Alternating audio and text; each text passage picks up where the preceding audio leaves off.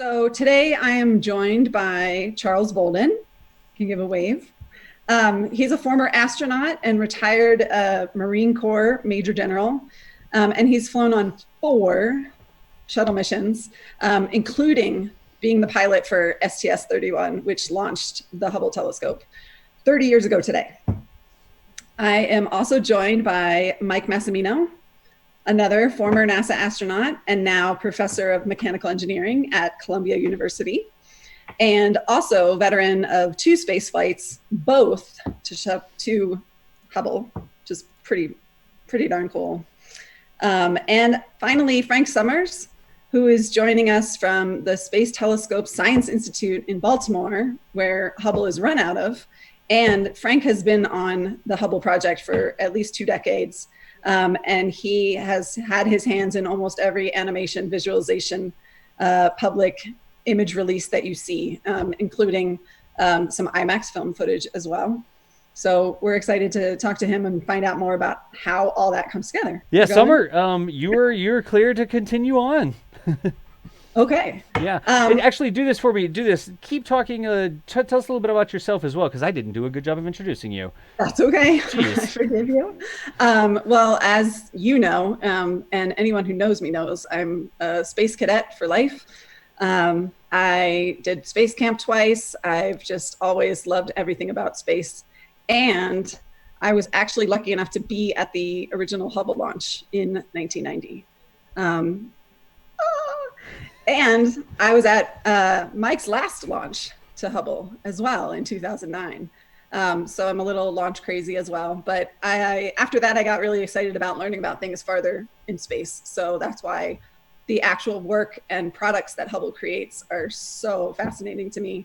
And my inner geek is kind of just like throwing a huge dance party right now. So I'm super happy to be here. Excellent. Das, do you have a way to show me the real screen?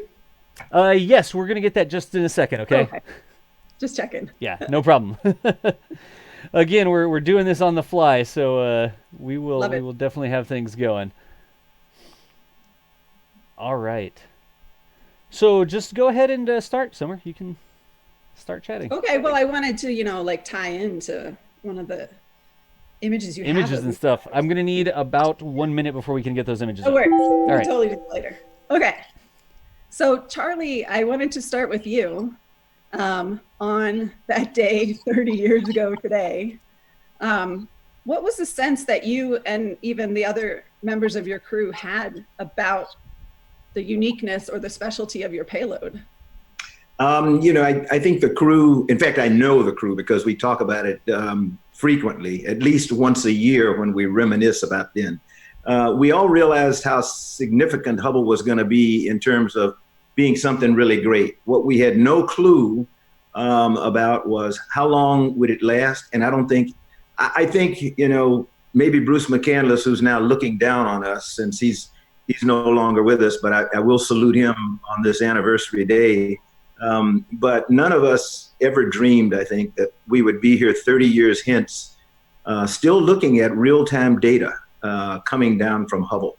We thought if it could make it to 15 years, which I think was the outside length of its lifetime at that time, with visits from crews, we thought that would be incredible. The one thing we did all agree on, though, was Hubble would probably rewrite textbooks. We didn't know how, but we thought it would. And I think those guesses turned out to be more than true. Yeah, they definitely did.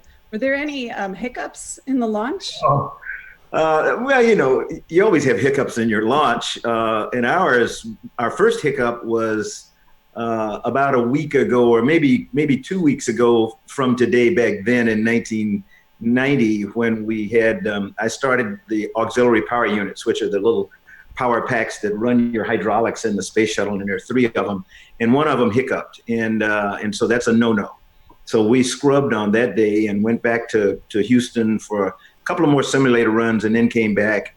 And on today, 30 years ago, our countdown seemed to be going very smooth. The weather was beautiful, and we got to 31 seconds, and all of a sudden, countdown halt was called. And for Steve Hawley and me, who had been on Columbia for our first launch in 1986, when we actually went to the vehicle 5 times before we finally got off. That was not a good indication. And the ground talked about it pretty quickly and determined that it was actually, it was just a software problem, that one of the valves that had not been closed for some reason, they could manually override it. So they did.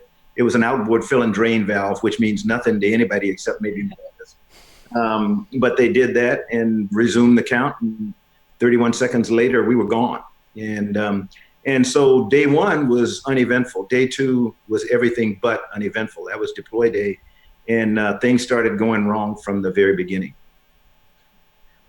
Before we get to more stories about that, what's it like to fly the space shuttle? It's incredible. And you're going to hear from all 3 of us that I think the same thing, that it's unlike anything I know. It's unlike anything I ever imagined.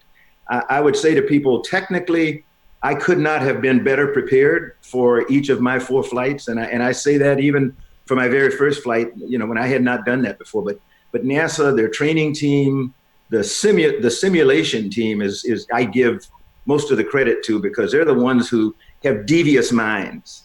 And they try to think of everything that can possibly go wrong. And frequently it seems so absurd that it goes through your mind, why the hell are we doing this? And I say that only because day 2, it turned out that we were lucky that our simulations team had been as good as they were, because they very well prepared us for what happened on day 2, which could have been disastrous for the Hubble Space Telescope program had we not worked our way out of it.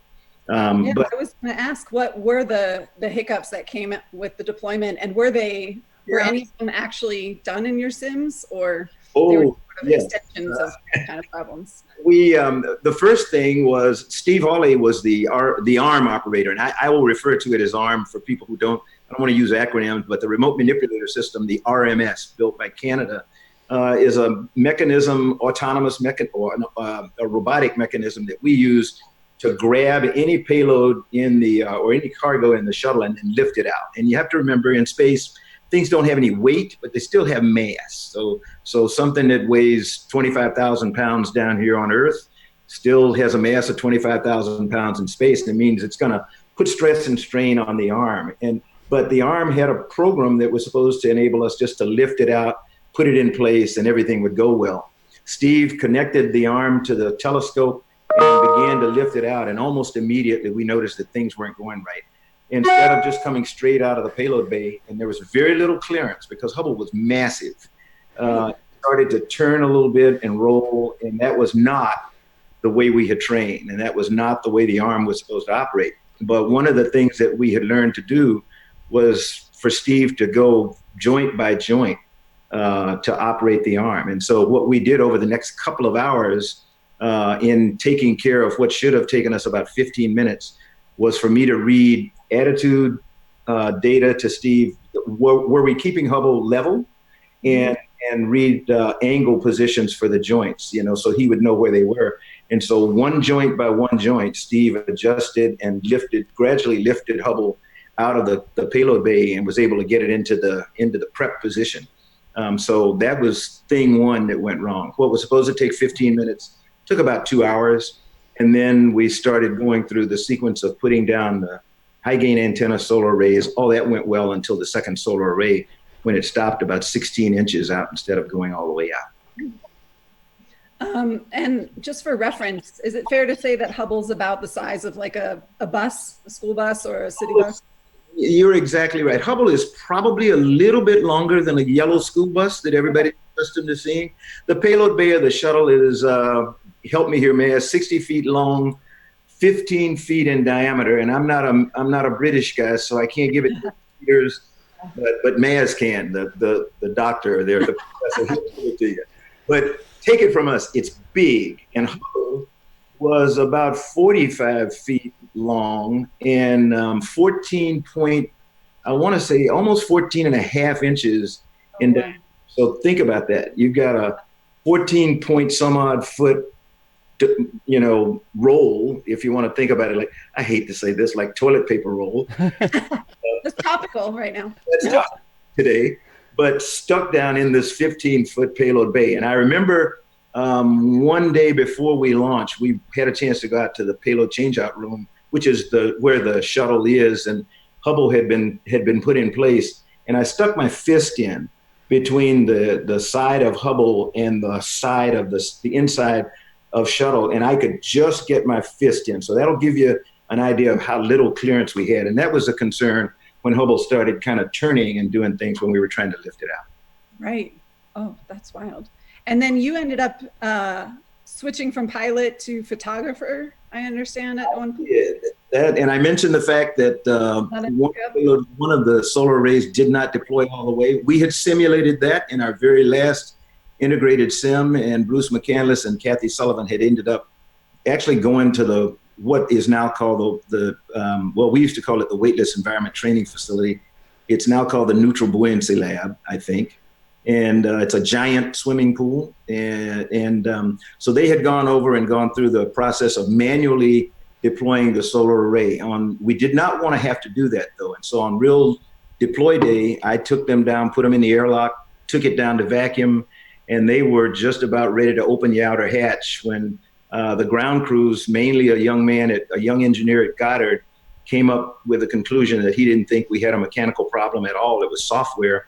And so he got approval to do a software process, which took a 1 and turned it into a 0 on a safety package in the shuttle, in the deploy mechanism on the solar array called the tension monitoring module.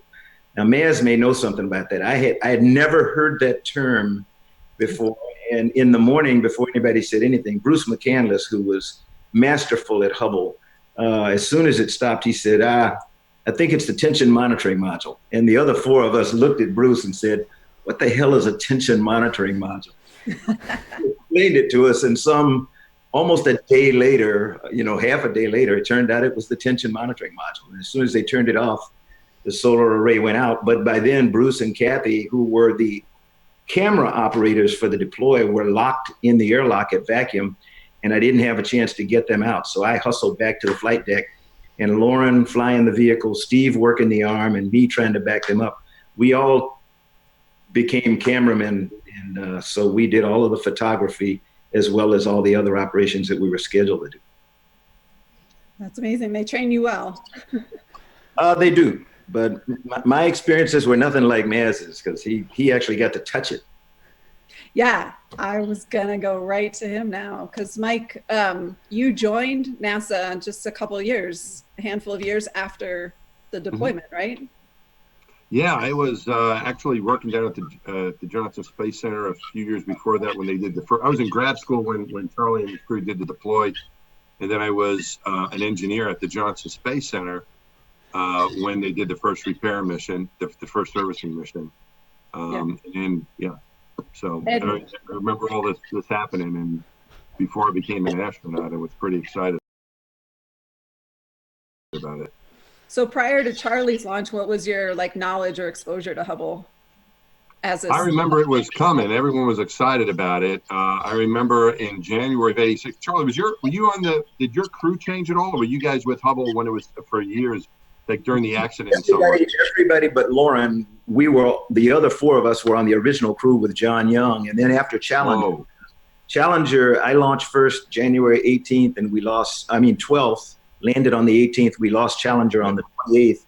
And in the process of recovery, then John Young sort of retired from flying, and Lauren came in as the commander for STS-31. But everybody, yeah.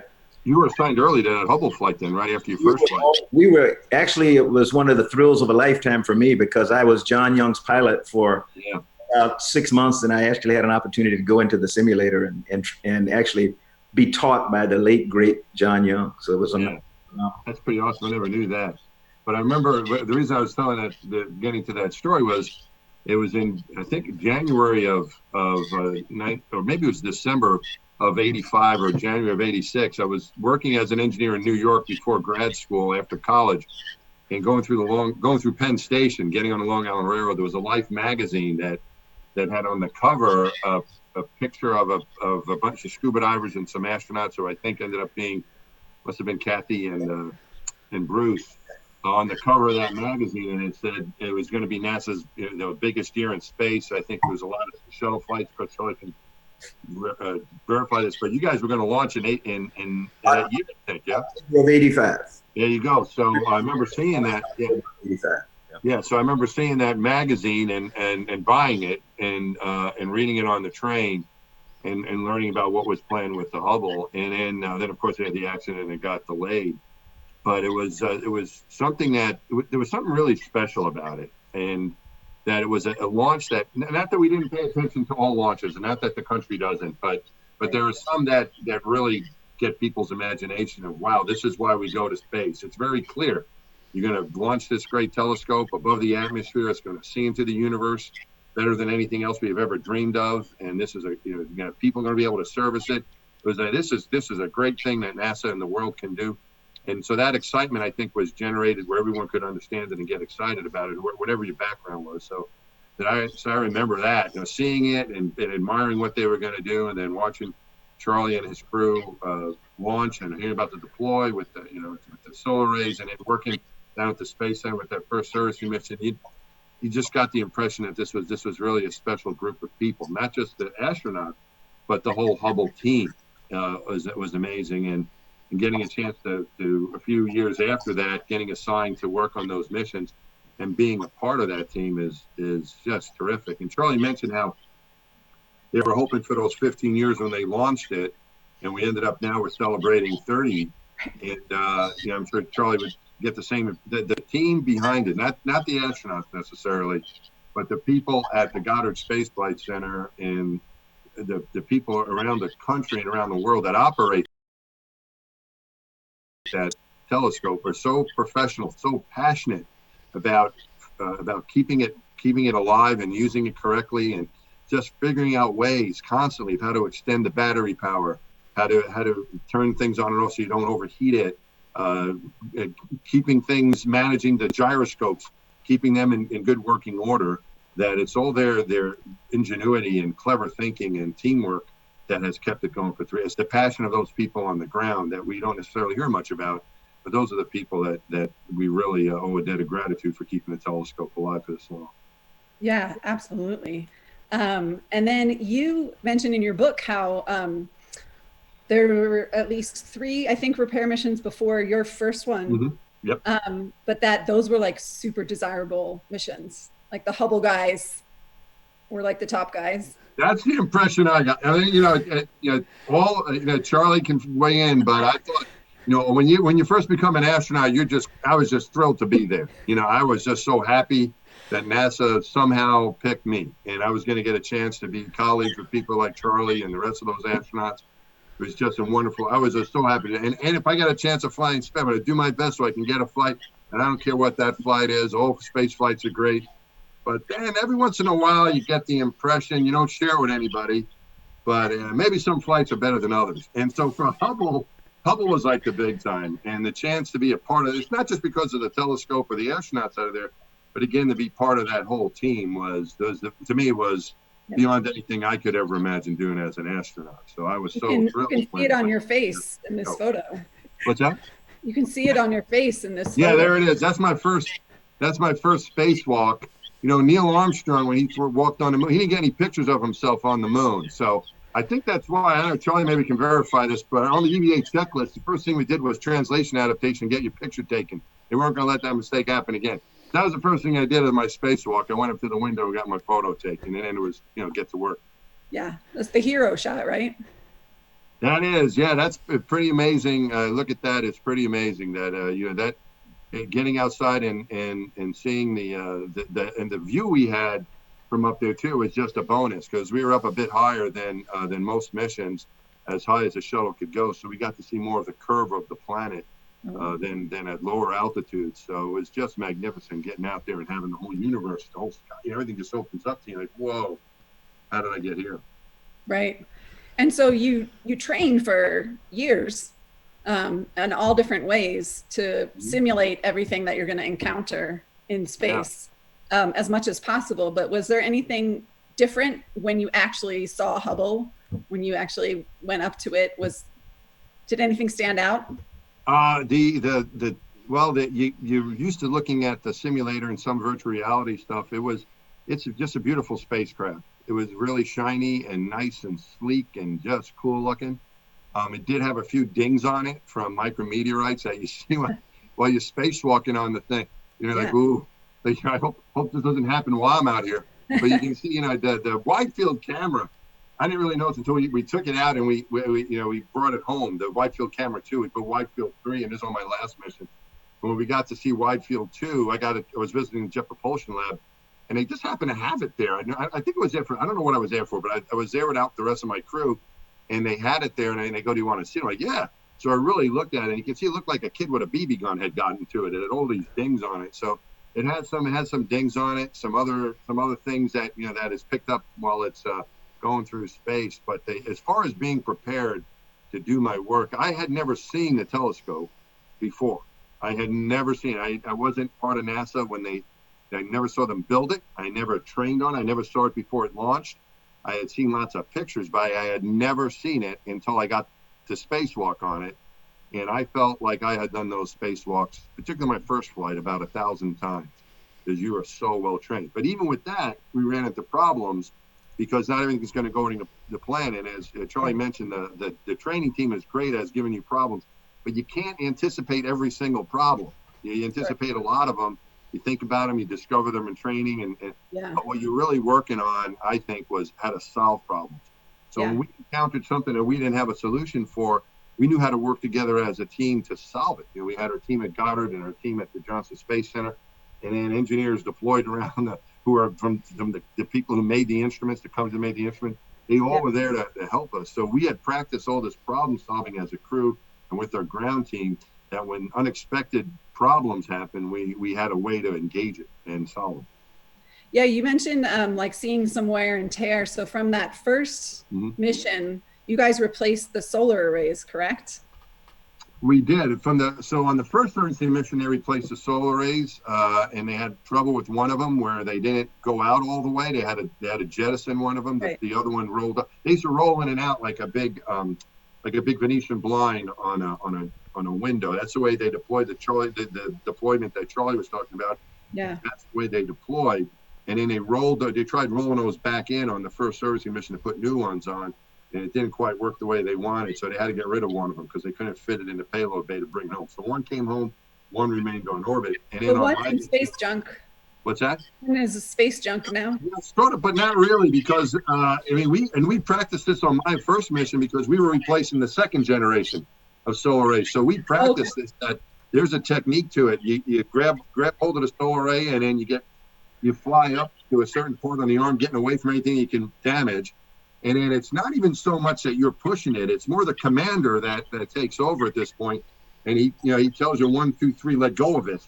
And that's what I did, and then Scooter would move the shuttle. That's where we practice it in the sim.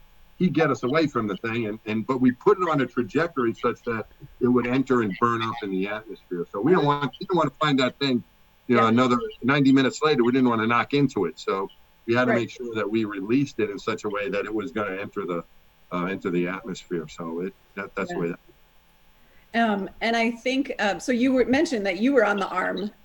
Yes. For both your missions, actually, both your repair missions? Well, the way it typically went is that when you were a new spacewalker, it's a bit easier, sort of, to be on the robot arm because your locomotion, as you're moving around, you're getting driven around by the robot arm operator.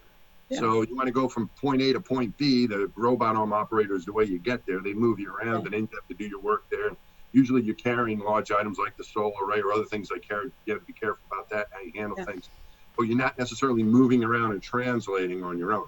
So most of my first mission, I was on the arm. I had some of it where I was the free floater.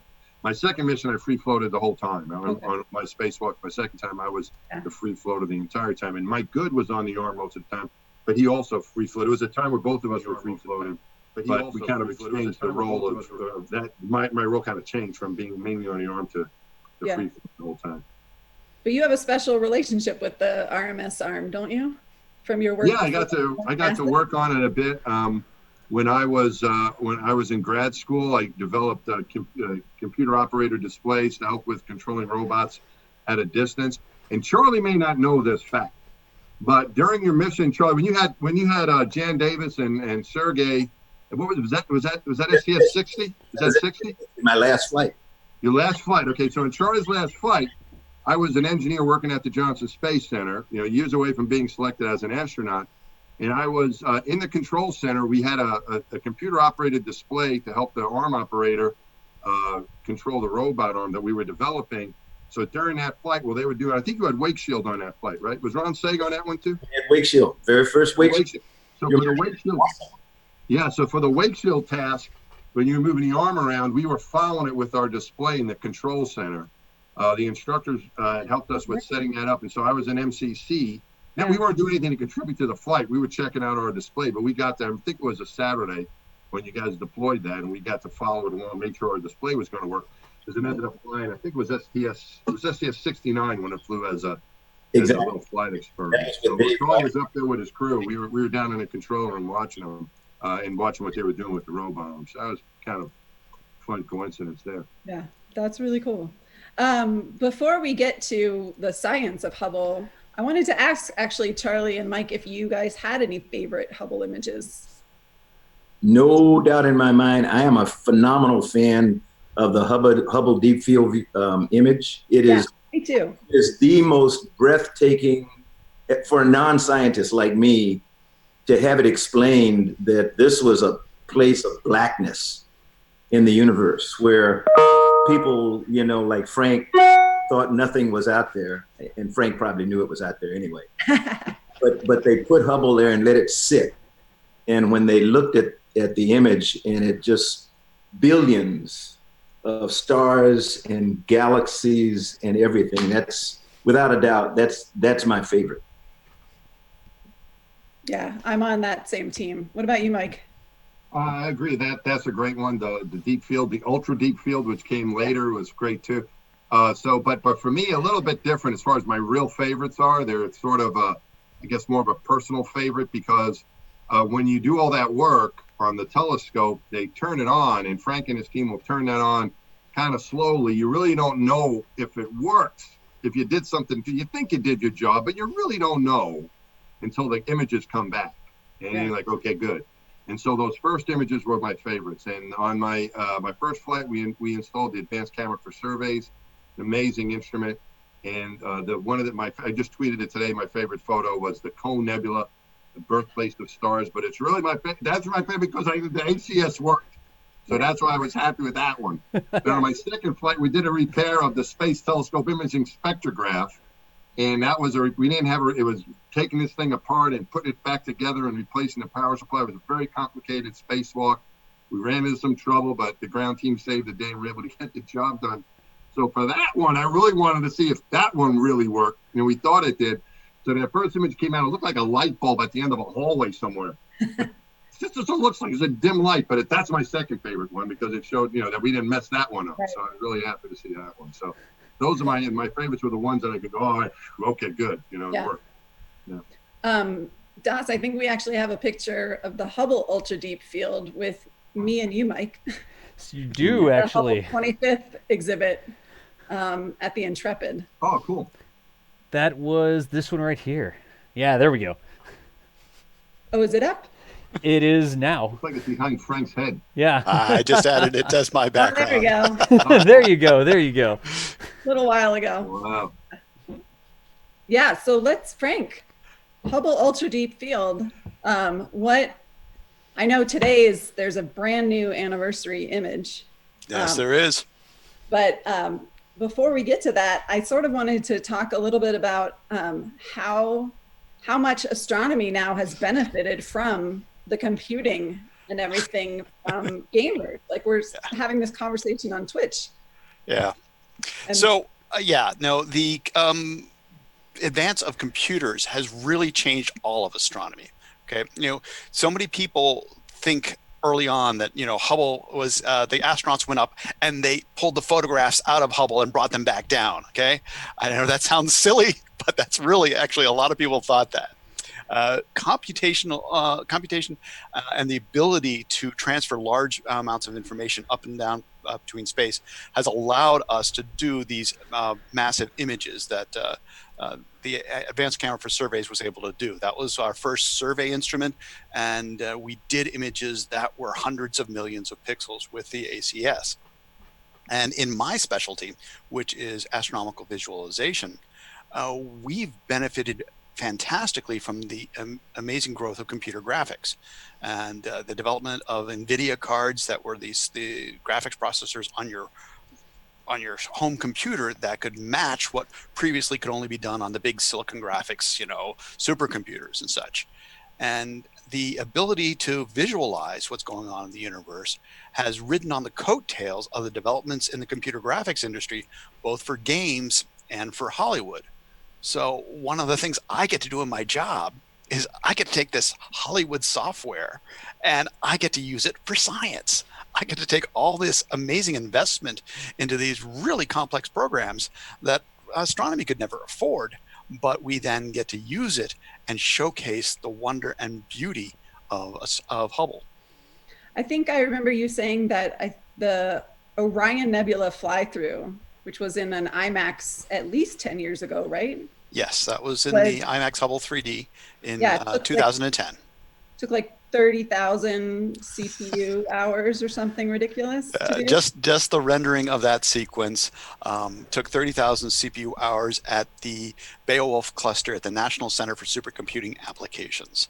So that was the largest render that our team had been involved in at that time. So that was. And today, can you do that on laptop? Yeah, well, so what we did after that is, we at the Space Telescope Science Institute were annoyed that we couldn't handle that render ourselves. So we changed the program. We actually rewrote my rendering software. We changed the things around, and then we figured out efficiencies and changes to it so that we could render it on my workstation. And so the second version of it that we rendered in the mid 2010s was actually rendered on workstations. And that was really great because then, we now have it available on our Hubble site and on our YouTube channels. Okay, so I want to get to the big reveal. Doc has an animation that you sent us where we are going to do a fly through to the location of this brand new image. But see what the previous best image was first. But if you can narrate and tell us where we're going. I will definitely narrate for this. Okay. Once we get set up. So exciting. That one's gorgeous. There you go. There we go. Okay. So we are zooming into a satellite galaxy of the Milky Way. We're not in the Milky Way. We're in a different galaxy. It's a galaxy that orbits around our Milky Way. It's called the Large Magellanic Cloud. And you can see that bright blue cluster. That's the Tarantula Nebula, but we're not going there. Instead, we're going to this swath of star-forming regions up above it, and in particular to two of them, one that's called NGC 2014, and it will appear in red, and one that is called NGC 2020, and that will appear in the lower left in blue. So what you're seeing here is the digital sky survey view of these two nebulae, and this is, a ground-based survey telescope. All right. And so let's see. We'll run it again, and then we'll flip to the real today's image. Now we can go. Can we go to the Hubble image? Yeah. So this is the previous best image, right? I don't want to say best image. Okay. It's a survey telescope, so it's not the best, but it's still a very good image. This is sort of a typical ground-based view of these two nebulae. All right. So here's.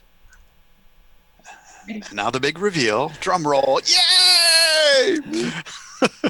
This is what Hubble sees, and you really can't appreciate it because this is 200 million pixels of Hubble goodness here. Okay, there's a tremendous amount of detail in this that you can't see, but you can see first of all the vibrant colors that Hubble was able to pull out. And we do this by using filters, okay? So that blue in the lower left, that's actually an emission from oxygen. We have a filter on Hubble that pulls out the oxygen emission at a certain wavelength and allows us to just just get that, and that happens to be in the blue. And then the other nebula where you see the red, that's mostly hydrogen and nitrogen emission. So we have these narrowband filters that pull out the emission from specific elements that highlight what's happening in these nebulae. Then, of course, we have the broadband filters, your red filter, your green filter, and your blue filter that we use to get the stars and the rest of the scene together. And so to see more detail, you guys have done like a 3D rendering. So I think we were going to try and show the build first. Okay. All right. So this is what I specialize in. I call myself an astrophysicist. I love that. Which is an astronomer who does visualizations. Okay. And this is our build sequence. We're going to start at the back with some background star forming regions, and then we're going to build up layer by layer of NGC 2014. And there's lots of very small structure in here that we're building up this complex structure of this star forming region. And we build in all the detail around that. We start building out the tendrils of gas on the right and the sort of bubble of gas on the left that fills out this structure that's been blown out by the hot stars. And then we're going to bring in NGC 2020, as well as the stars in the cluster at the center of the nebula, and finally the stars of the whole nebula. And this is actually flipped. This is rotated. Sorry, rotated, because there's no up in space. There is no up in space. You are correct. So this is a full, 27, 30 layers of stuff that we use to build a three-dimensional model. And then we can fly into it. Have you got the fly? Yeah, I'm sure you do. You've got the file name on the screen. This is the one that blows me away. Yeah. So we place the stars at three-dimensional distances. The cluster is all in there. The other stars are sort of randomly distributed out in front. We build out that big bubble on the left-hand side. We're going to come in past the stars and see the intense bright young stars. These stars are only 5 million years old here, okay? That's newborn for us. That's babies for us stars. But they are intense, and their intense radiation is just illuminating this region here, causing it all to glow. And then the really cool feature is that as we pass over NGC 2014, we get to see NGC 2020 in a whole new way. Because this is a Wolf-Rayet star, a really, really hot star that's blowing out gas. It's had periodic episodes and it actually blows it out in this double lobe structure that you can see here. And if you go back to the Hubble image, you'll see that you're looking down the pipe of that emission and it looks sort of like a circle, right? Yeah. But no, its actual shape is more like that double lobe structure that we could finish on the end. And I got to tell you, that's one of my favorite things to do in astronomy is to take people's conception of this two-dimensional image and then transform it into a proper 3D mental model of how the universe works. This is a really fun job to have. Yeah, it's like you get to help us fly around these things because we're stuck just looking at it from one direction. Right. And, as an astronomer who's been working on this stuff for so many years, I've got this idea in my head. When I look at a Hubble image, I can sort of imagine what the three-dimensional stuff is. But, we can't actually, to express it, we can use the visualizations. Very cool. So I think we've probably collected a fair amount of questions for you gentlemen from some of the watchers. I'm going to pass it back to Das to... You absolutely have. You absolutely have gotten a lot of questions. And you know something? We'll just go with this camera right here. I don't think that anybody needs to see me right now. If you're watching, I have been sort of watching Twitch chat here, and I've actually got some questions that came in over social media. So let's toss a couple of these questions up right quick. The first one is actually going to be for Mike. And Mike, this is a question about the repair you did when you removed the handle. I imagine you get that a lot. But it's a specific question about the tape. How did you use tape when you removed the handle from the panel on Hubble? If you accidentally tore your glove or spacesuit while in space, could you use tape to repair it? So not just a generic thing, but tell us about the tape that you used. The tape we used on a lot of the things on the shuttle and even on the ground from time to time was Kapton tape. It had an orangey color. I was talking to my friend Scott Kelly about this a couple of weeks ago, and he told me he was able to buy it. You can look online and buy it. I'm going to buy some of this tape. I thought it was just like NASA space tape. He goes right there. That's it. Off Amazon, actually. I didn't want to say where you could get it, but yes, off Amazon. Yeah. Sure.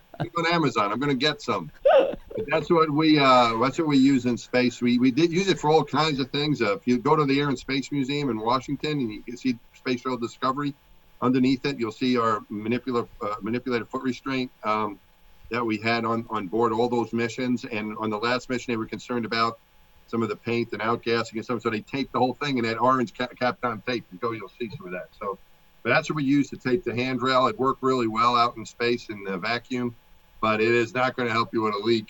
Now, a leak you have, it's a pressurized suit, so that it's not just passively taping something. You're going to have to withstand I tell you what, I tried if that's my only option, but no, that was not the procedure. If you had a leak, the procedure was get inside if there was any leak. And so we felt pretty confident we can get inside within about 30 minutes. And whatever leak you had would be fed with your secondary oxygen pack and would give you enough time, you and your buddy working quickly to get back in the airlocks and repress. So wouldn't work necessarily. I wouldn't count on that at all for plugging a hole in anything pressurized, but worked pretty well for our purposes for everything else in space. Gotcha. And so this next question is actually for Charlie and Mike. How did you feel while deploying or working on the Hubble Space Telescope? Charlie, first, how did you feel when you were deploying it? We were anxious, to put it mildly. We started worrying from the moment we were trying to lift it out of the payload bay, and our concern was that we bump it and cause some physical damage to it. And if you can allow yourself to go several weeks or months later, when we got Hubble first light, and it turned out that was when we discovered we had the spherical aberration, Steve and I got together and we wondered if we were going to be hung from the yardarm for having damaged Hubble, before people found out that it was a spherical aberration and it wasn't anything that we had physically done to the telescope. So we were anxious throughout. I don't think we relaxed until Hubble was finally released from the arm and we saw the beautiful image of it flying from the Pacific Ocean over the Andes and, heading over the South American continent in about 10 minutes. That was the first time we were able to relax. Gotcha. And Mike, same question for you. Your favorite images, right? You said that they were the ones that you saw that your work had worked correctly, right? You fixed it. How did you feel when you were out there strapped to the arm working on Hubble? How did you feel there? We wanted to do the best job we could. So there was this sort of focus on what we were doing and just making sure what we were doing it safely and we were doing it correctly. Maybe thinking a couple steps ahead, but not too much, just really concentrating on what you're doing, making sure you're doing the best job you could, because I felt it was, as I think we all did, it was a great responsibility. We didn't want to not do a good job and mess up the telescope. So that was that part of it. And then the other part while I was out there was just over your shoulder is the most beautiful sight you've ever seen constantly, so you're trying to focus here on what you're doing, but right over here is the planet. So I didn't really even look around very much my first spacewalk. I don't remember seeing much. There was a lot of handling those big solar arrays that we talked about, and it really wasn't until my second spacewalk where I had more breaks, believe it or not. I got ahead a little bit and had a chance to enjoy the view. So it was this it's just an amazing. I think it's the coolest thing people can do is fly in space, and spacewalk was just such a privilege. I felt so grateful that I had a chance to do that, because there were great missions, and getting a chance to be inside of a spacesuit working on the Hubble was just an amazing, almost a surreal experience. But it was this focus on your job, because that came first, and whenever you could, steal a look at the planet and what's around you. Gotcha. So another great question here. This is actually from Kieran, who's 7 years old, and this is a question for Dr. Summers. It says, Dr. Summers, how does the Hubble take so many pictures? So how is it that the Hubble can take so many pictures? Well, the Hubble doesn't have a limited memory. Well, it has a limited memory like your cell phone, right? There's only so much it can store at one time, right? But Hubble downlinks that data through the TDRS, the Tracking and Data Relay System, down to our ground stations, and it gets stored at Goddard Space Flight Center. So Hubble schedules its observations in terms of its orbits, the 95 minutes it takes to come around the Earth. And so you get a certain set of observations and you fill up the memory on Hubble Then you downlink it through the TDRS and to our ground stations, and it gets stored in the archive at Goddard. And we also have an archive of it at the Space Telescope Science Institute. So it has to periodically, just like you have to, if your phone gets filled with pictures, you have to download them onto your computer. Well, Hubble does the same thing, but we use Goddard and Space Telescope. Gotcha. That's exactly that's a great analogy. Like your phone gets filled up every now and then, and you have to take the pictures off your phone, right? Who hasn't had to deal with that? The Hubble's the same way. The Hubble gets, I guess, filled up. It gets a lot of pictures on it, then they downlink it, and all the imagery people work with it, and then it takes some more pictures. So that is a great thanks to these astronauts, we actually got upgrades in that memory just a couple times. We don't get to buy a new phone every 2 or 3 years, but once or twice during Hubble's lifetime, we actually got upgrades to our memory. So there's so many great questions, y'all. We always get so many great questions during these events. There's no way we can get through all of them. There's another question, and I'm gonna go around the horn here really quickly. And this is about preconceptions, right? So we'll start with Charlie, and we'll go to Mike, and we'll go up to you. Charlie and Mike, when you were flying in space, was there any sort of time when you got there and it was different than you expected? Right? And then for Dr. Summers, is there anything you've seen coming back from Hubble that sort of broke your preconception of space? So Charlie, any preconceptions? My very first flight on Columbia in 1986, we launched due east from the Kennedy Space Center, and really, like Mass says, you're really focused on the mission and everything. And it was not until we got through the ascent and we were beginning to get into our circularization burn that I had an opportunity to look out the window. And the first thing I saw, we were about 10, 11 minutes into flight. We were going over Europe, and I saw this big island out in front of me, what I thought was an island. And it turned out to be the continent of Africa. And I tell people all the time, I don't think I was ever not technically ready for a mission. I just, the training team and the simulation team were superb at getting you ready. I don't think there was ever a mission that I was emotionally ready for, because of the image of this planet taken through, God's cameras is absolutely incredible.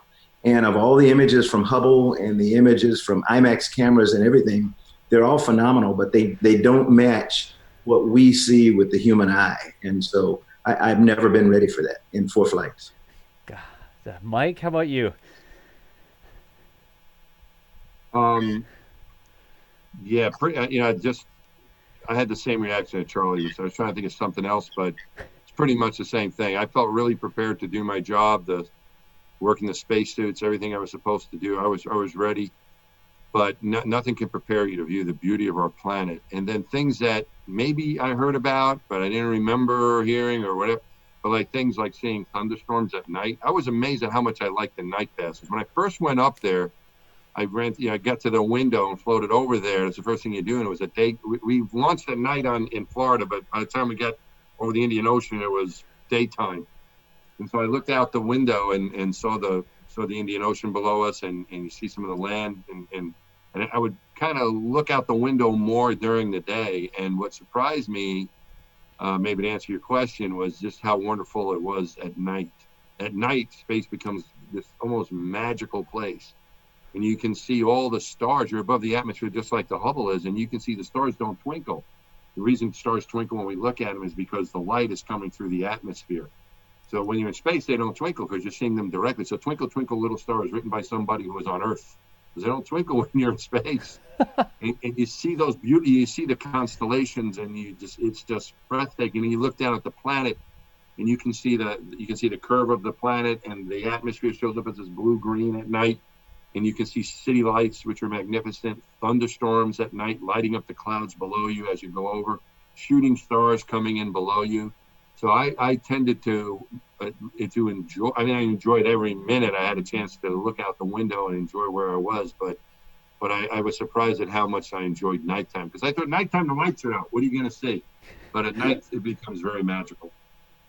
And last one, Dr. Frank, really briefly, preconceptions. You got something back from the Hubble, and it completely blew you away. It wasn't what you were expecting. Does that happen? Yeah, I mean, first of all, I mean, the whole dark energy stuff, which we could spend hours discussing. I mean, I really did not subscribe to dark energy when it was first announced that, oh, yes, we have, an energy that's causing the universe to expand faster and faster. But, I will say, just to keep with the astronauts here, the way that they've been able to repair Hubble over the years actually astounded me, because, Hubble's optics have to be, carefully positioned to within the width of a human hair, and going in and changing out and repairing instruments that were never meant to be repaired in space. I mean, Mike, you and John on that last mission, you did some amazing work that we were totally in awe of. I mean, that was the greatest reality TV program ever, was watching you guys do those spacewalks, okay? Because you just did the amazing stuff that everyone had imagined was not possible previously. So these astronauts amaze me. How about that? Excellent. Y'all, I'm going to say this one more time. We always get, look, I can do this, I guess. We always get so many good questions during these events. We're so limited for time. We could sit here for hours and ask questions. So stick around for the end of the broadcast. We'll make sure you see everybody's Twitter handles, other places that you can follow along. I know I've got an entire stack of questions here, but we're at the end of our Q&A for this segment. So Summer, do you want to do a little outro on Hubble for us here? Summer, you're muted? Yep. All right, my bad. Sorry. Just proof that this is live and this is what we're doing. That's our bug. Yeah. Well, I just want to thank everyone for their time, because I know probably anniversaries come around and everyone wants a piece of you, but it's just been so special to have this conversation with all of you. And I got to give Charlie just a little shout out for this is my actual payload handbook with him in it. From the launch. I'm that kind of geek. I save it all. But so yes, thank you so much, Charlie, Mike, Frank. Thank you for all you've done for Hubble and all you continue to do for Hubble. And it's been a pleasure. All right. Excellent. So I can stick around. Yes, everyone on the line, stick around for me.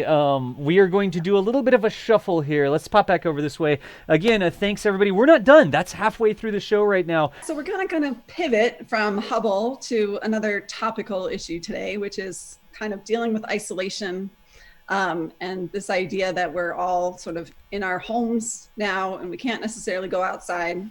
But most astronauts, except for a spacewalk, can't really go outside either. And so we're going to chat with Mike, and then we're going to be joined by Nicole Stott, a former NASA astronaut who I believe, correct me if I'm wrong, Nicole, 3 missions, 2 shuttle and 1 space station mission, I believe. Actually, 2 missions. I just went up and down to my space station mission on 2 different space shuttles. Got it. Yeah. Got it. But you've logged over 104 days, roughly 104 days in space. And Nicole actually also got to experience a different type of isolation and another type of training with 18 days underneath the ocean as part of NASA's extreme environment mission operations. And off the coast of Florida, that is, which is a whole different experience, I'm sure, and I'm excited to talk to her about. Are we ready, Das? Give me 60 more seconds, 30 more seconds. I can show you more Hubble things that I love. This is actually my t-shirt that I wore to Charlie's launch when I was in middle school. And apparently because it was the 80s, it's neon. But also because it was the 80s, there's no proper sizing. So it still fits, because it was probably way too large when I was wearing it back then. Okay, so Summer, 10 seconds. And again, y'all, we're doing this live. Zoom is not friendly to this, but we didn't want all the astronauts who are joining us to have to dial in to, here, please install this conference client that you've never heard of before. But we should be pretty good now. We've got all 3 people, and we can also start showing some of Nicole's stuff. Excellent. All right. Whew.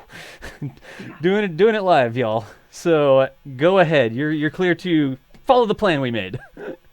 Yeah, so I mean, I kind of wanted to start with Nicole and talk about both your different experiences, both in space and underwater, and if there were similarities or differences, but still any sense of isolation during those, or were you in touch with the rest of the world and that made it sound okay? We were in touch, and before we get started, I just have to wave to my buds, Charlie and Mike, that I can see up there. And Summer, it was great to meet you the other day. I don't know where Frank went, and John is up there. Thank you for setting all this up.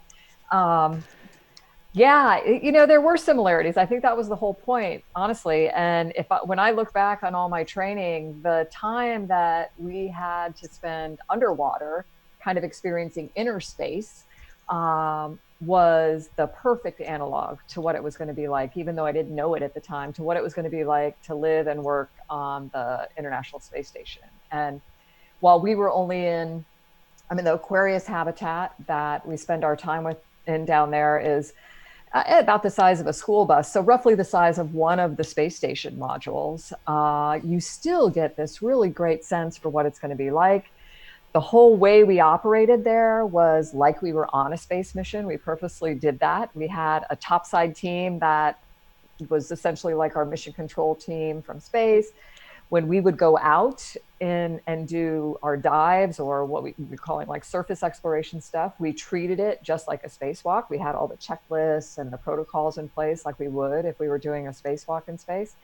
And then we had our science activities on the inside of the habitat, as well as just living there. So I don't know, as close as you can get to living in space, and I would love to go back.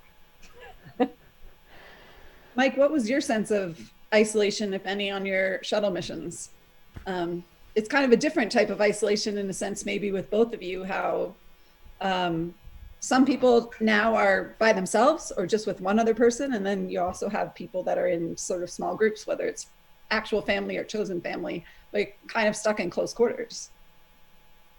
Yeah, I think I'm in New York City now, and in an apartment in New York, and it's similar to in some ways the space shuttle, where you're with a group of people and you're sharing this not as the space shuttle didn't have very much room. It wasn't like with the space station there was much more room, but it's similar to that in that I'm trying to apply some of the principles that we learned as astronauts in some of our adventures that we do to prepare for the mission and on the mission.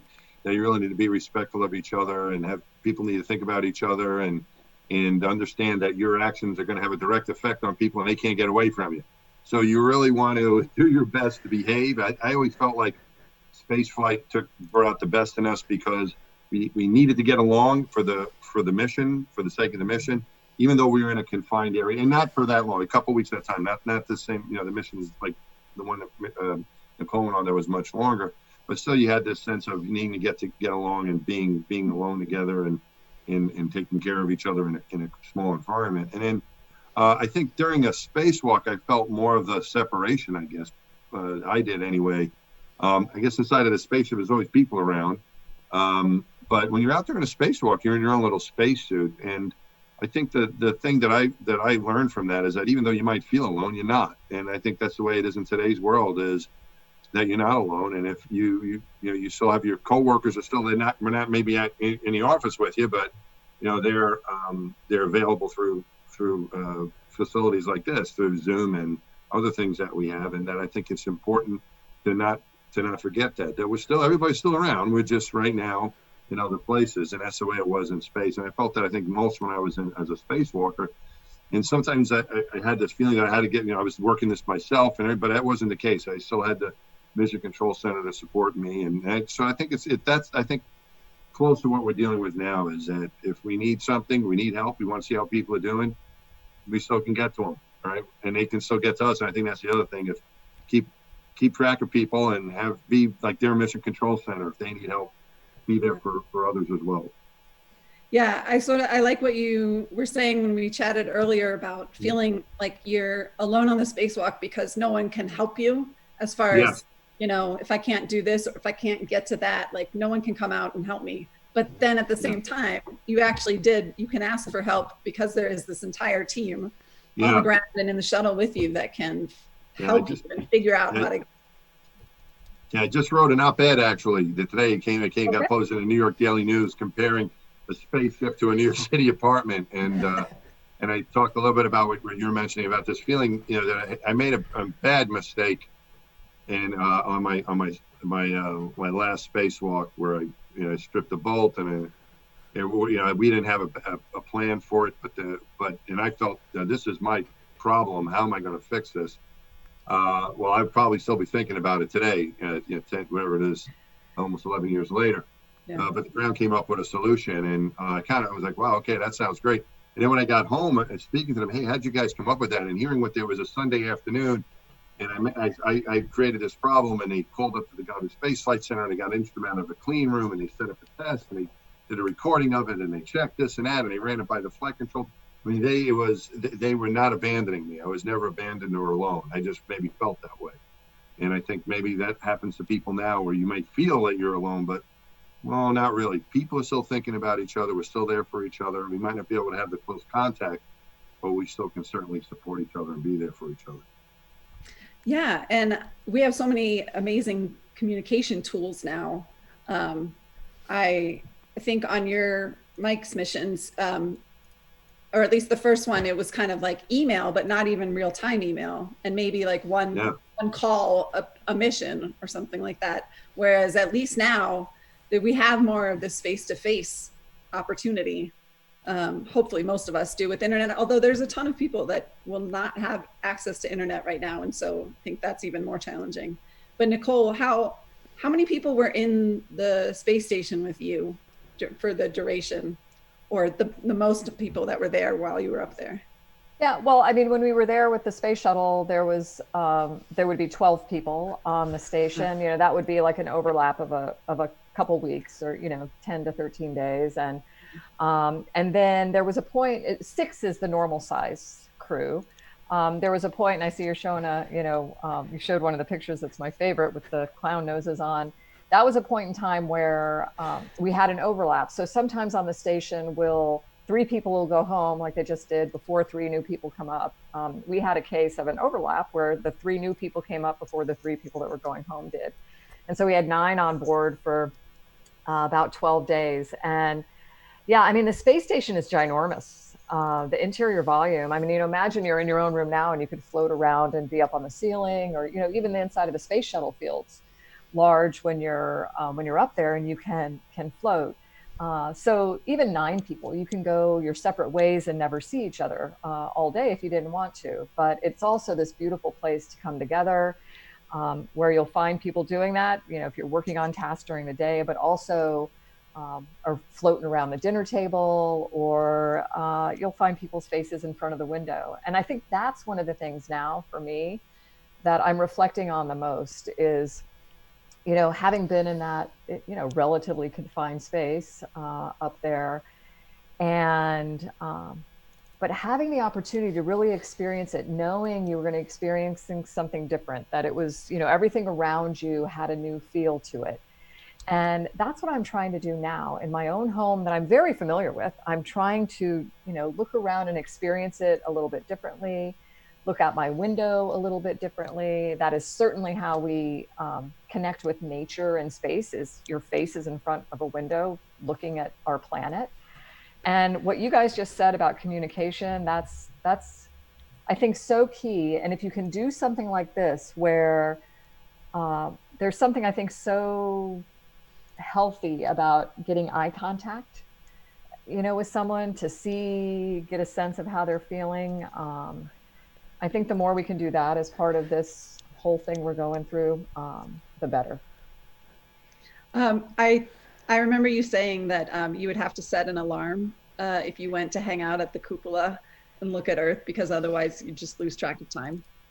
Yeah, it's there's my dog in the background. It's thundering here. But yeah, there was this kind of, I don't know about you guys, Mike, Charlie, this transcendent feeling of the view. I mean, it just completely immerses you. And yeah, during the workday, if I got in front of the window and didn't set my alarm, I'd hear mission controller, "Hey, Nikki, you're working today or what?" Because a whole orbit, 90 minutes could go by, and I would just have just lost completely track of time. So yeah, it's a very special thing. I'm finding myself doing that a little bit these days too, just, looking out the window of my house.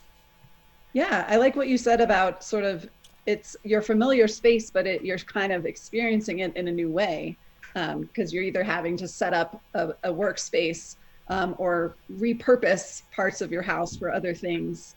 And so you can kind of take this time to be like, oh, yeah, I've never looked at my room from this angle or things like that. Am I correct that I think either NASA TV or a YouTube station often has a feed of the view of the Earth from ISS? They do. I know NASA TV and online as well has, just kind of this tracking view from one or more of the cameras on board the station. And I think more and more we're starting to get even higher resolution imagery from the space station, and these views that are just so, I mean, it's just like it's like meditation to me, to be able to just sit there and look at this place like, oh my gosh, that's who and where we all are. It's a pretty compelling thing, I think, to think about too. Yeah, I kind of think after this, I'm going to self-medicate the rest of the day and alternate between like ISS views of Earth and Hubble images. Yeah.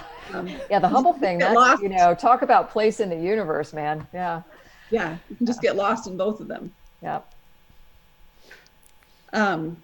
Mike, you also had something about like the idea of learning how you move in microgravity. So like another thing is like how you can move through your space, or how you intend to move through your space, and how you don't actually move if you grab something too hard or push a little too much one way. Yeah, it's like learning when you first get there and you're still inside the shuttle or spacecraft that got you there. You're moving around and you're learning how to move again, and you get better and better at it every day. And then the same for spacewalking. You're out there, you got to take it really slowly and deliberately, and you feel better about it each day. But I mean, Nicole can probably tell you better than I could. She was up there longer than I was. It probably, I don't know, maybe, did you see it, Nicole? Did you see like an accommodation to that? You felt, was there a time you said, okay, now I've got it, or did it keep getting better over? Because it got better for me, but so I wonder sometimes if I was up there for 6 months, if I would have been feeling, boy, that really made a difference compared to like my first couple of weeks. There's I don't know what the time was, if it was 2 weeks or if it was, right before I left or what, but you definitely, I mean, it's really cool how quickly our brains and bodies adapt to these new different environments, and how we can go from being these kind of two-dimensional moving humans to working gracefully in 3 dimensions. But it does take a little while. And the getting over that whole thing of pulling stuff off the walls because you think you have to grab hard, or pushing yourself and bonking your noggin on the other side because instead of just touching with your finger, you actually pushed, those kinds of things. And the metal is hard. You hit a hatch and that doesn't feel good. Yeah, they usually give us a few days to get ready before you go out and spacewalk, because you can start to overdo it pretty easily now. So you gotta be careful. Yeah, it's the whole getting yourself stopped is the challenge. Yeah. You can Any energy you put in, you got to figure out a way to get it out. Yeah. Put the brakes on.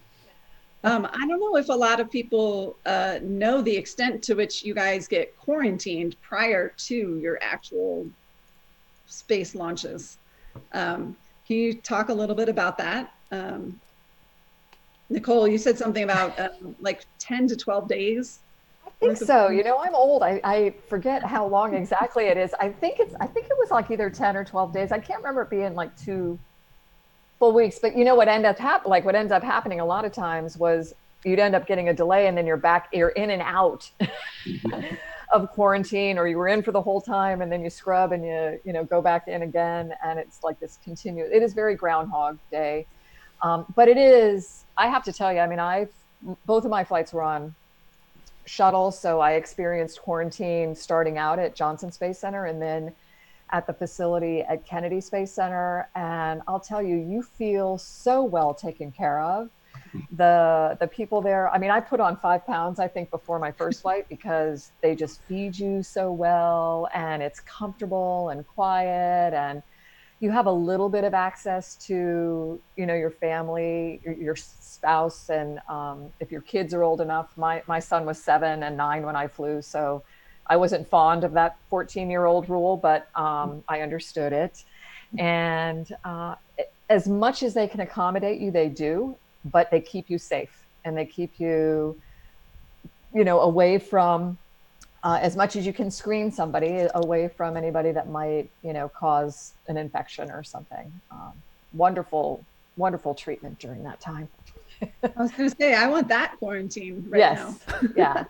Yeah. But I think we should do that for each other too. My husband is cooking all the time. He usually does that anyway, but it's like, you get a little more creative and, thinking about the way, like Mike said, thinking about the way we're treating each other in this place that we're used to, and yet we're not used to it because we're having to be here. Right. Right. Yeah. Did you have similar experiences, Mike? Yeah, I was going to rely on Nicole for what the exact days were that we were in. I was thinking more like 8. But it's somewhat similar to what we're doing now, because you really didn't want to get sick, because you're going to go through pressure changes. You're going to go have a fluid shift when you go to space. Your bodily fluid tends to be held in place by gravity partially. When you have no gravity, you get a fullness of your you get more of a full head, like you have a bit of a little stuffy. And quite the lift, though. I enjoyed that lift. What's that? I enjoyed that lift that comes from that fluid shift. I didn't need it. So you're worried about getting sick, especially if you're going to do spacewalks too, because you're going to go to much lower pressure. You need to be able to clear your ears, and cold's no good. Yeah. So you didn't want, and there's no germs up there in space. You're just going to bring whatever you have with you. So it was partially that too. We really didn't want to get sick. Similar to the situation here, getting sick could have even worse consequences on it. So it's that feeling of it. But yeah, they did really take very good care of us down in those quarantine situations, and in both places, both in Houston and in Florida. My first flight, I went through a pretty vicious sleep shift, though. Nicole, Charlie, I don't know if you guys had that, but my first flight, it was a pretty serious sleep shift, and you did partially that. You started it at home, and then when you went into quarantine, so we were up pretty much during the night and going to sleep in the morning by the time we were ready to fly. So we had to adjust to that. I enjoyed the second time. We were pretty much on a regular schedule, so it was a little bit easier to handle. Yeah, that's a kind of its own type of isolation when you are on such different times from your loved ones, like whether or not it's actual separation of physical time zones or you're like sort of shifting your clock. And so that you don't have that regularity, that can also like feel very distant. Yeah. And on station, Nicole, you had a shift. You guys were waking up like midnight Houston time, right?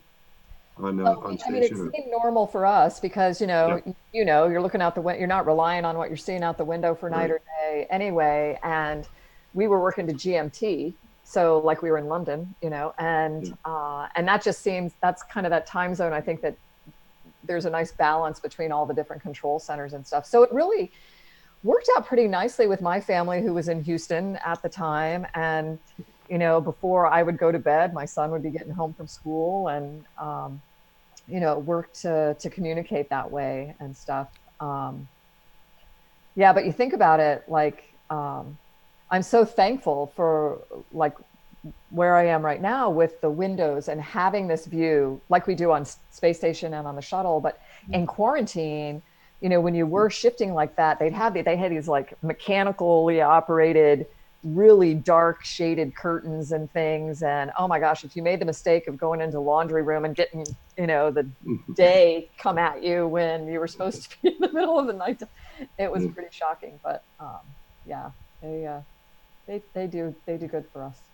And what's interesting, as we approach our next crew, with Bob and Doug getting ready to go to space soon, the crew quarters at Johnson and at Kennedy they're ramping back up. They've put some new carpet down. We've installed an art gallery. I mean, it's, we're getting ready for crews to start doing that again. And I'm really excited about that. Is this the longest lapse we've had? Because we've had with doing that, because 2011 was the last shuttle. Right. I shouldn't be asking questions like this where we have to do calculations.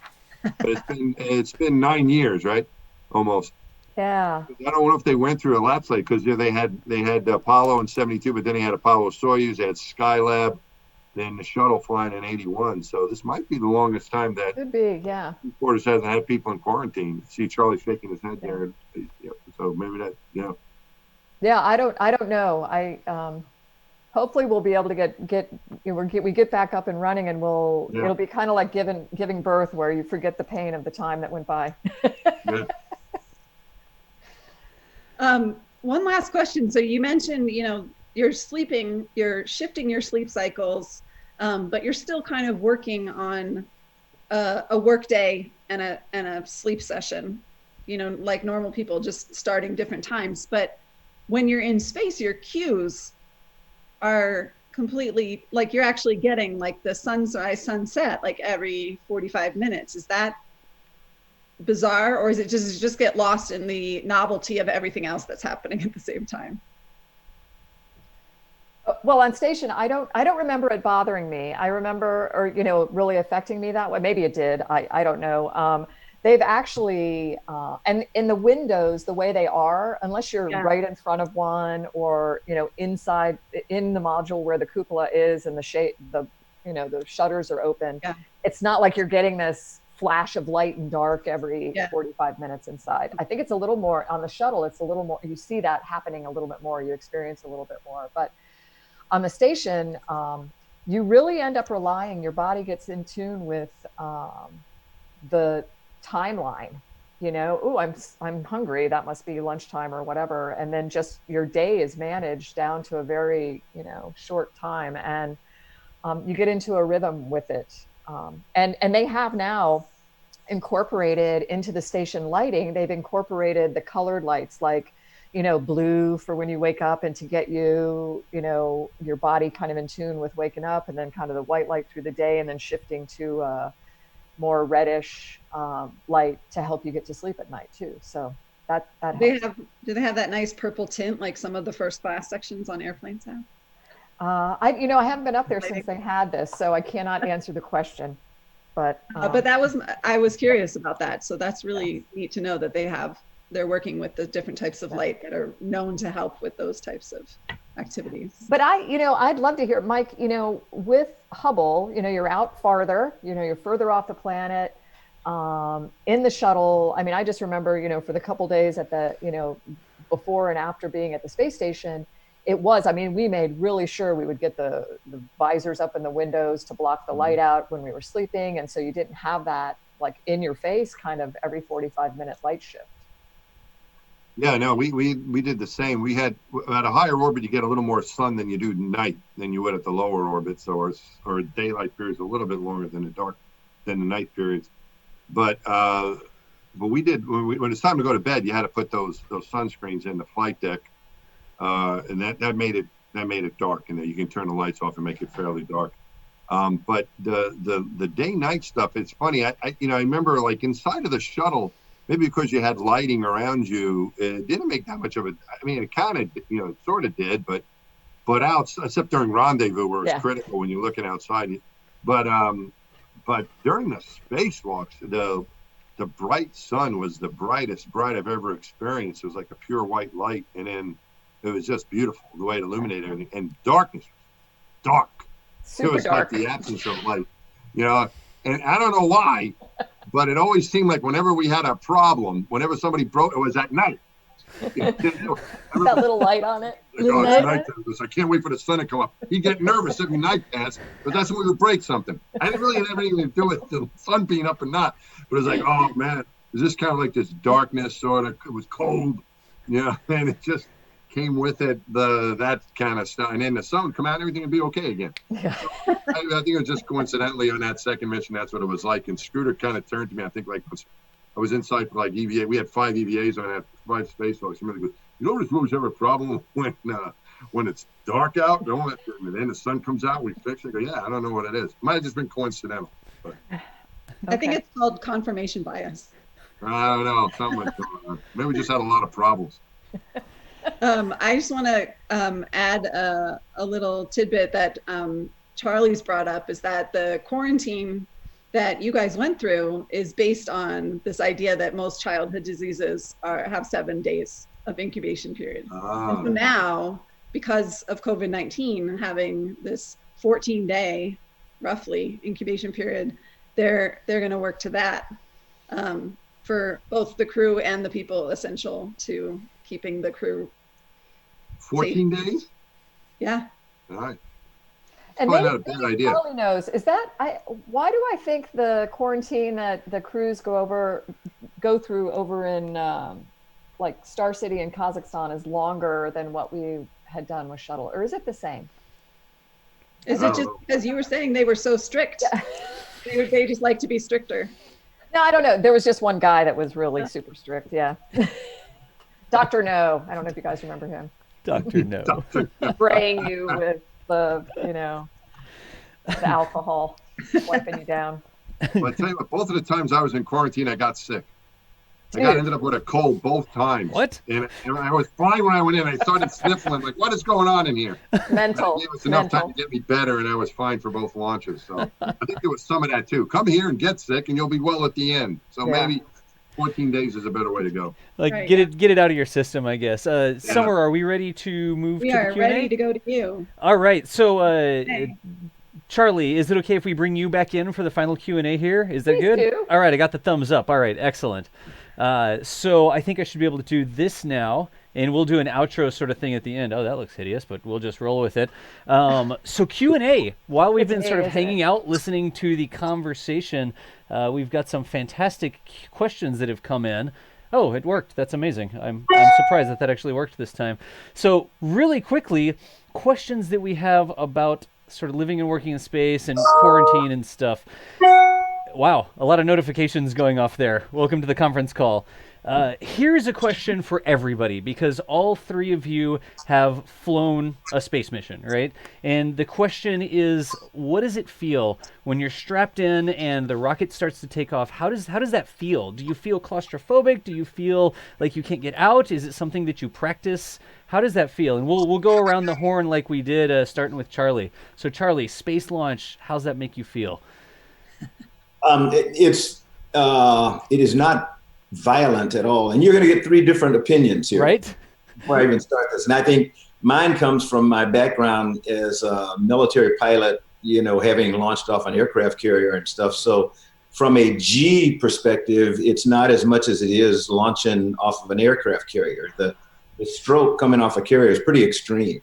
But what really impressed me was the vibration on the vehicle. I mean, it is shaking to beat the band, and you find out that as good as the simulators were, they didn't prepare you for the vibration and your inability to read anything. So you're trained to read all these dials and stuff, and you couldn't read a thing. So when you're taking off, does the simulator like shake you, and then you get in the real thing and it shakes more than the simulator, or? I'm an old guy, so I don't know what they do anymore. The shuttle launch experience down at KSC gave me more vibration than the shuttle simulator back when I was training. Nice. Nicole, how about you? You're strapped in, you're taking off. How does that feel? Is it a smooth ride? Is it? Well, and I will echo Charlie with the vibration. I think nothing prepares you for that. And I mean, I watched, you watch the cockpit video from earlier, other people's flights, and you see people like, shaking and moving and stuff, but it does not show you what you're feeling like inside. It's like this jello resonance or something, I don't know. And I think the thing that was really incredible to me was how, you get out there a couple hours ahead of launch and you're strapped in, you're laying on your back. I mean, I remember napping before launch for a little while, you're comfortable and waiting. And we didn't really get actively involved in the countdown till, about 20 minutes before or so.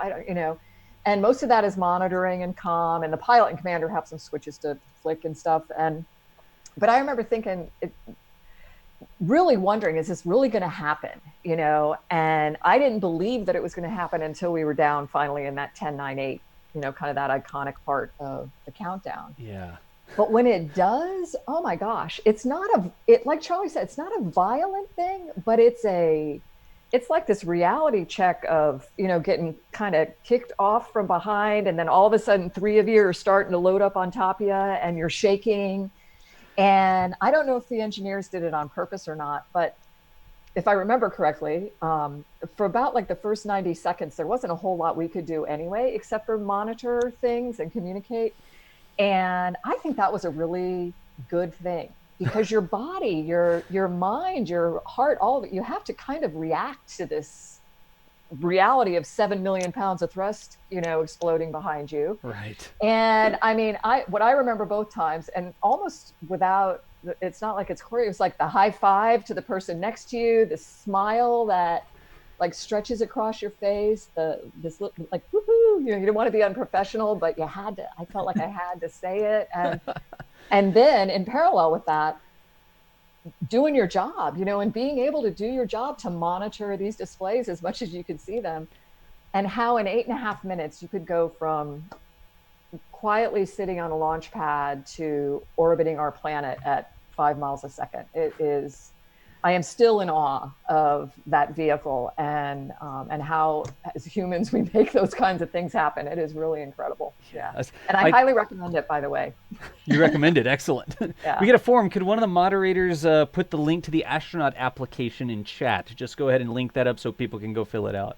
You said, you're sitting there wondering, is it going to go? I go and I videotape rocket launches. And it's bad enough for me just sitting over on the causeway pointing the camera saying, is it going to go? It's T-minus 10 seconds. Is it going to go? I can't imagine actually sitting in the rocket wondering if it's going to take off. And I know, Charlie, you had a couple scrubs, right? And Mike, did you get any scrubs when you were launching? I did not get any scrubs. On my first flight, though, I flew with Jim Newman.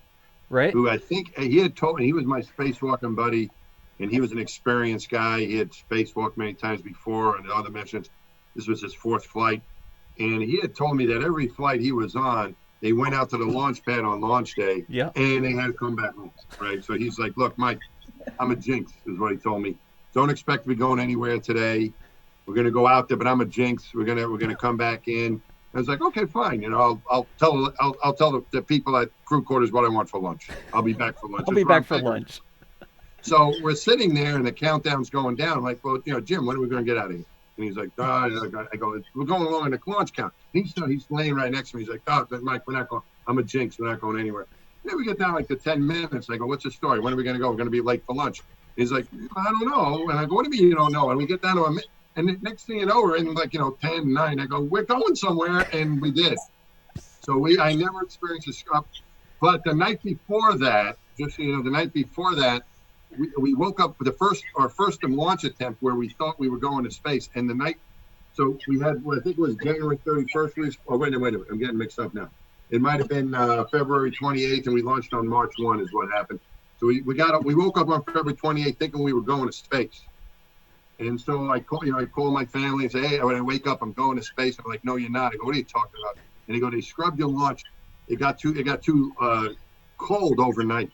So and because of with the Challenger accident, it was cold temperatures, a long story, but that contributed to it. Like, that's it. If it's freezing, we're not launching. So we got below freezing, we're not going to launch. But no one told us. Right. We went to sleep thinking that we were going to go to, and I wake up and I'm like, all right, I'm going to space. And no, I'm not. And I go to my commander's in, I see my commander, and he's in a little conference room in crew quarters. I go, we're not launching today. He goes, yeah, I just found out. I go, you just found out? They didn't tell you either? He's like, no, I got to find out. He goes, Newman told me because his wife told him. So this is how we're finding things out. So yeah, I guess it kind of was sort of like a scrub, but not really.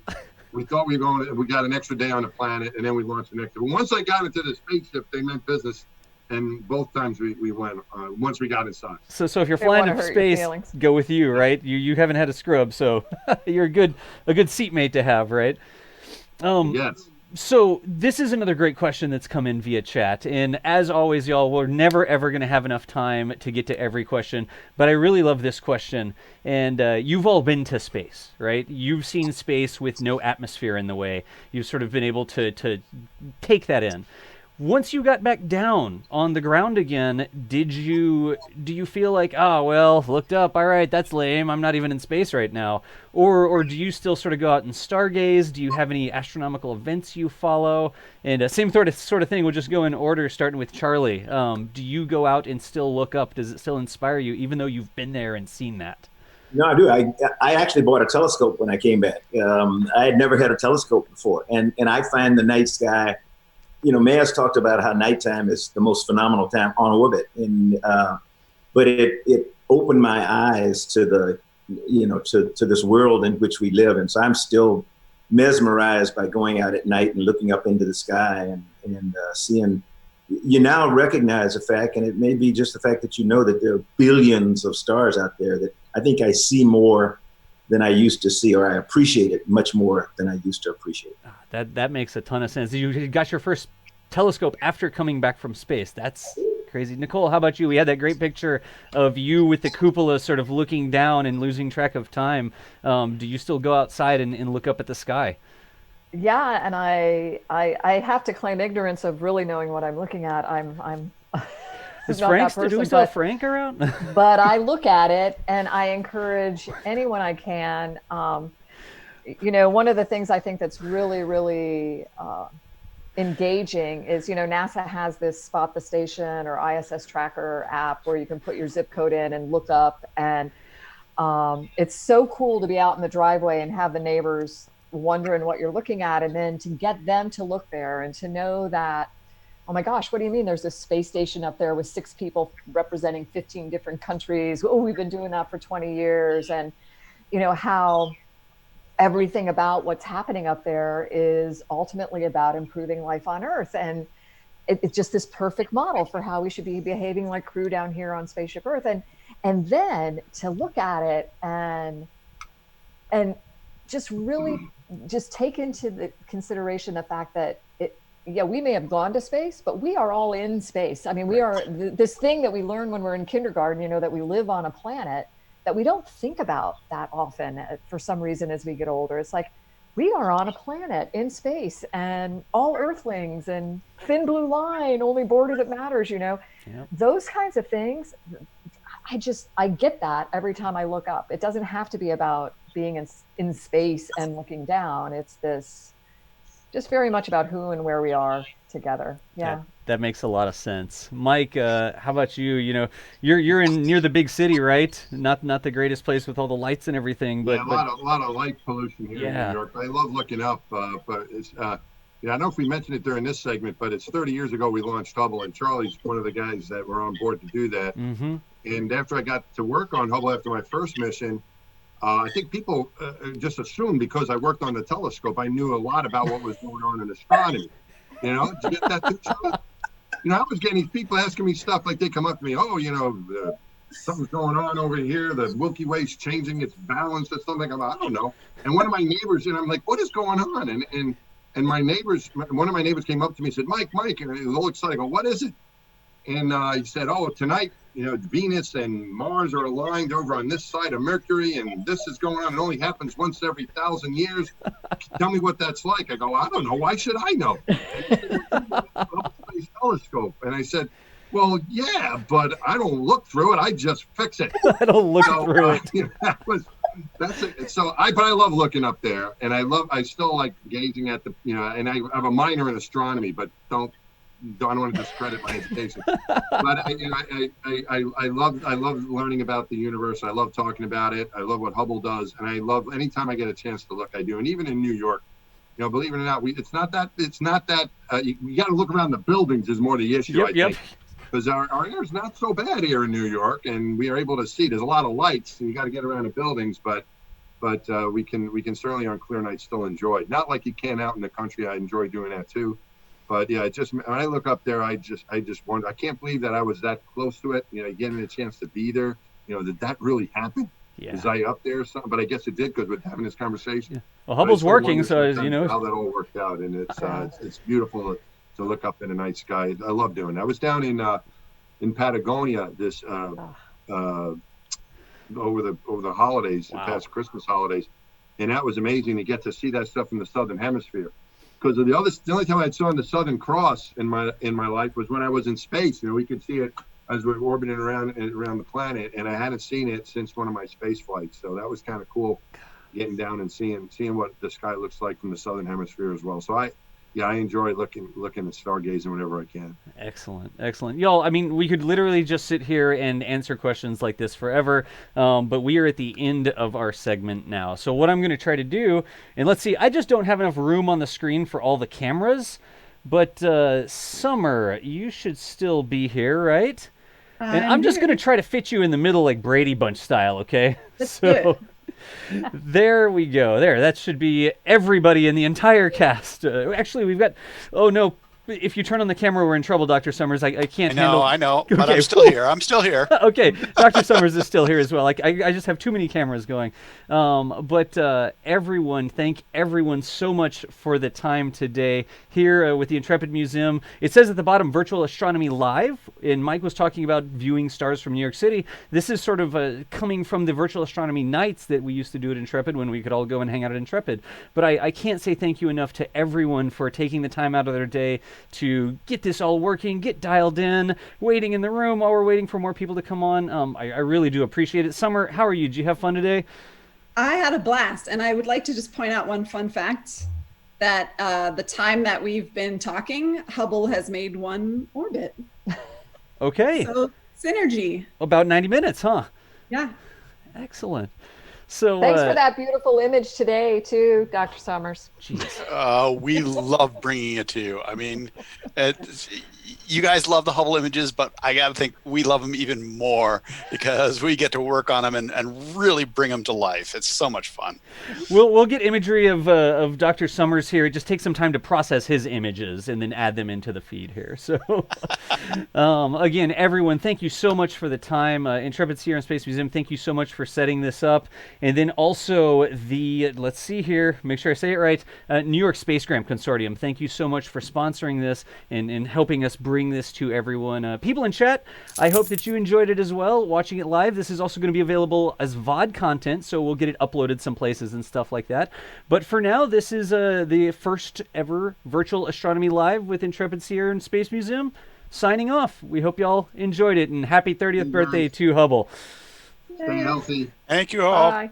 Stay safe. Bye.